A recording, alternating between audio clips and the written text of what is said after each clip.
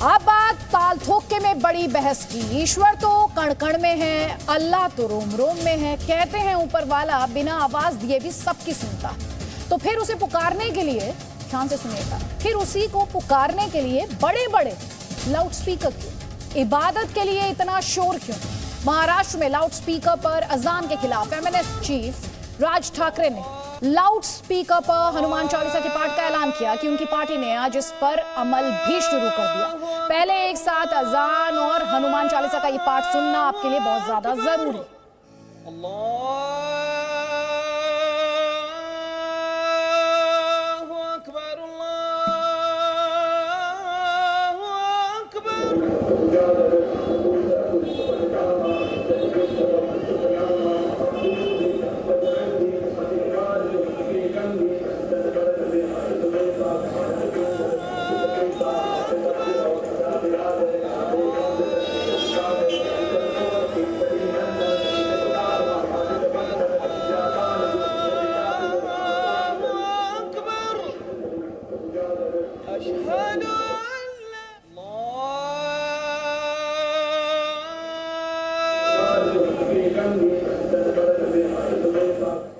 तो दोनों तस्वीरें आपने सुन ली।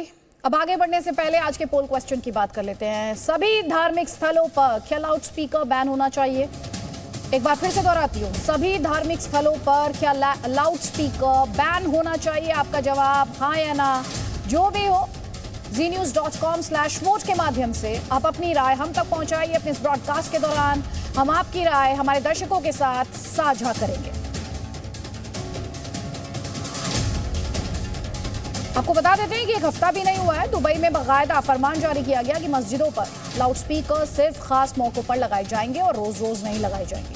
दुनिया के कई इस्लामिक देशों में, यहाँ तक कि पाकिस्तान के पंजाब में भी 7 साल पहले का आदेश है कि मस्जिदों पर लाउड स्पीकर सिर्फ अजान के लिए हो, और वो भी बहुत ही सीमित आवाज में हो। लेकिन हिंदुस्तान में जब आप ऐसी डिमांड करते हैं तो आप सांप्रदायिक कहलाते हैं। अचानक से धर्मनिरपेक्ष ढांचा जो है वो खतरे में आ जाता है।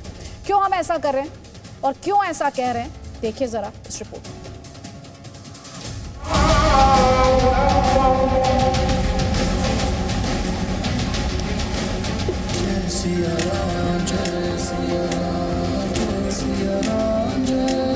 माझा विरोध नाही,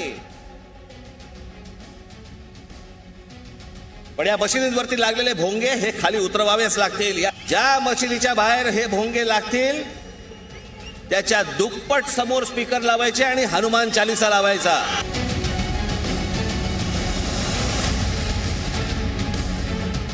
ज्या प्रकारे या लाउड स्पीकरचा सकाळी 5 वाजल्यापासून जो त्रास होतो, जेव्हा धर्म बदला तेव्हा लाउड स्पीकर होता काय? तुमच्या परमेश्वराची प्रार्थना करायची असेल तर करा घरात। प्रत्येकाने आपापला धर्म हा घरामध्ये ठेवला पाहिजे।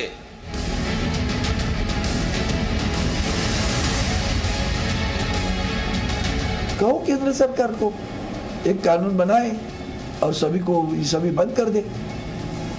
अगर वही है तो गुजरात में भारतीय जनता पार्टी की सरकार है, कर्नाटक में भारतीय जनता पार्टी की सरकार है, मध्य प्रदेश में भारतीय जनता पार्टी की सरकार है। क्या वहाँ मस्जिदों में भोंगे हटाए गए?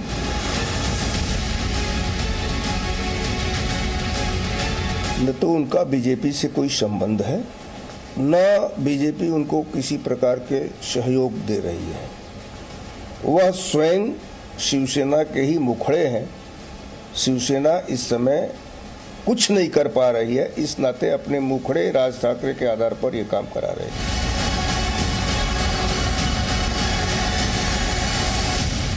जल्दी से आपको समझा देते हैं। गुड़ी पड़वा पर एमएनएस अध्यक्ष राज ठाकरे ने मस्जिदों से लाउड स्पीकर हटवाने का अल्टीमेटम दिया था। अमल नहीं हुआ तो आज से सियासत अपने रंग में आ गई। हमारी रिपोर्ट से आप समझ भी गए होंगे। मुंबई के घाटकोपर में एमएनएस कार्यकर्ताओं ने अपने दफ्तर पर डबल लाउड स्पीकर लगाकर हनुमान चालीसा का पाठ किया। वो तस्वीर हमने आपको दिखाई। तो पुलिस ने लाउड स्पीकर जब्त कर लिए, जुर्माना अलग से लगाया और साथ ही दे दी चेतावनी। शिवसेना, कांग्रेस और एनसीपी तीनों राज ठाकरे के पीछे पड़ गए। आरोप लगा रहे हैं कि राज ठाकरे अब बीजेपी के एजेंडे पर चल रहे हैं।